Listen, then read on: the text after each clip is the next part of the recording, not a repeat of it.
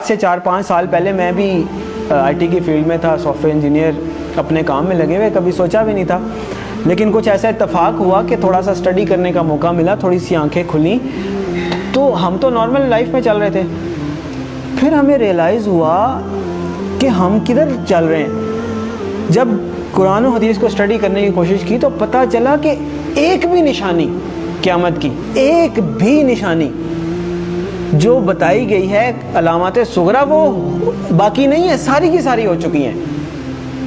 اگر کسی کو کسی اسپیسیفک نشانی کے بارے میں کوشچن ہے تو مجھے بھی بتائیں۔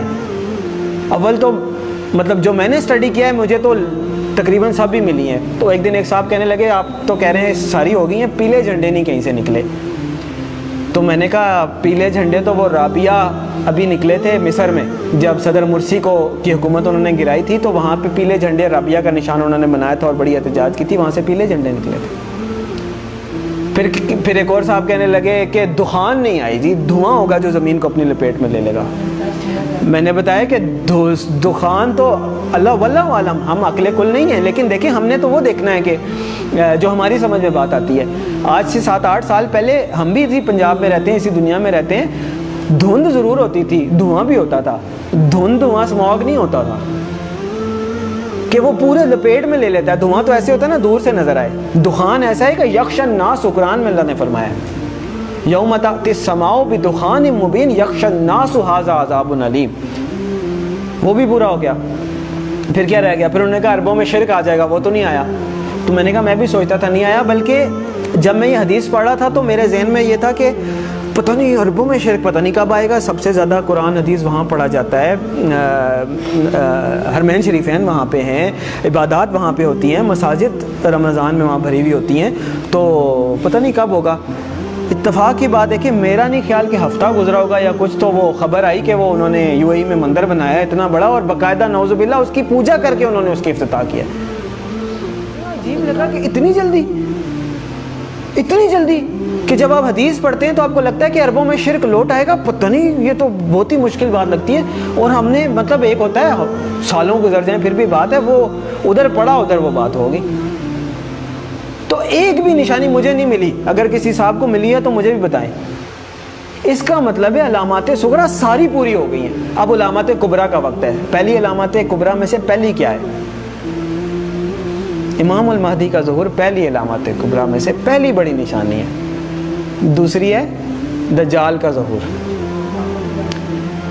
تیسری ہے حضرت عیسیٰ علیہ السلام کا حضرت عیسیٰ علیہ السلام کا آسمان سے آنا واپس، چوتھی ہے یاجوج ماجوج۔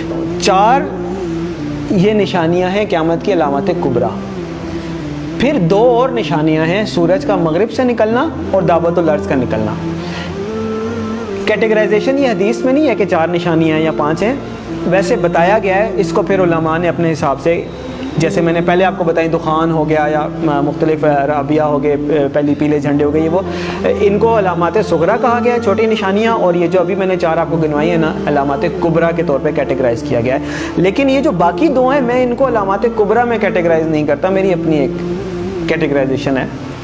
کیوں؟ اس لیے کہ آپ صلی اللہ علیہ وسلم نے فرمایا کہ جب دعوت الارض نکل آئے یا سورج مغرب سے نکل آئے پھر کسی کی توبہ قبول نہیں ہے، جو ہے جیسے ہے ویسے ہے، کوئی نیک ہے نیک ہے، بد ہے بد ہے، کافر ہے کافر ہے، مسلمان ہے مسلمان، پھر کسی کی توبہ قبول نہیں ہے۔ اس کا مطلب یہ ہے کہ یہ جو 2 نشانیاں یہ قیامت قائم ہونے کے واقعات ہیں، وہ تو ایک قسم کی قائم ہو گئی نا قیامت۔ تو جو نشانی تو وہ ہے کہ آپ الرٹ ہے، نشانی ہے بھائی آنے والی ہے، تیار ہو جائیں۔ تو جب آ گئی تو پھر تو نہ توبہ ہے نہ کچھ ہے، پھر تو نشانی نہ ہوئی، پھر تو ہو ہی گئی۔ جب توبہ ہی نہیں قبول، اس کے بعد آپ کوئی چینج ہی نہیں، ایکسیپٹنس۔ تو اس لیے 4 نشانیاں قیامت قائم ہونے کی ہیں، اس وقت تک پھر بھی چانس ہوگا، ایون دجال کے آنے کے بعد بھی چانس ہوگا اگر کوئی توبہ کرتا ہے، اللہ توفیق دیتا ہے۔ حضرت عیسیٰ علیہ السلام دنیا میں آتے ہیں، چانس ہے، یاجوج ماجوج آتے ہیں، چانس ہے، لیکن اس کے بعد دعوت الارض نکل آیا یا سورج مغرب سے نکل آیا، پھر ختم۔ تو علامات صغریٰ ساری پوری ہو گئی، علامات کبریٰ کا وقت، اور علامات کبریٰ میں سب سے پہلے امام المہدی کا ظہور ہے۔ اور میرے بھائیوں، میرے پاس مطلب وہ اذان دینے والی بات ہے کہ وہ مؤذن اذان دیتا ہے نا، وہ کبھی کئی 1-2 بندے آتے ہیں، کبھی کوئی بھی نہیں آتا، میرے بس میں نہیں ہے کہ میں چیخ کے بولوں کدھر سو رہے ہو کدھر جا رہے ہو، اور نکل آؤ روٹی کپڑا مکان سے، اور میری جاب، میری گاڑی، میرا بچہ، میرا پلاٹ نہیں.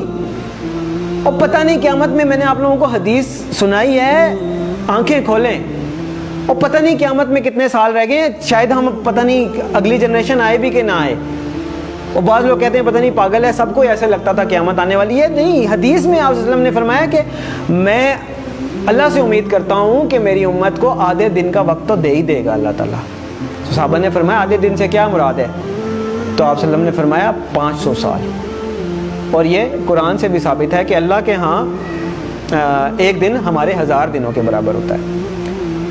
تو علامہ سیوطی بہت بڑے حدیث کے مفسر گزرے ہیں. لوگ کہتے ہیں آپ علامہ سیوطی کے اس پہ کیوں جا رہے ہیں؟ مطلب جو مفسرین گزر چکے ہیں حدیث کے انٹرپریٹیشن دے چکے ہیں، اب میں نے نئی تو نہیں دینی، اللہ معاف کرے.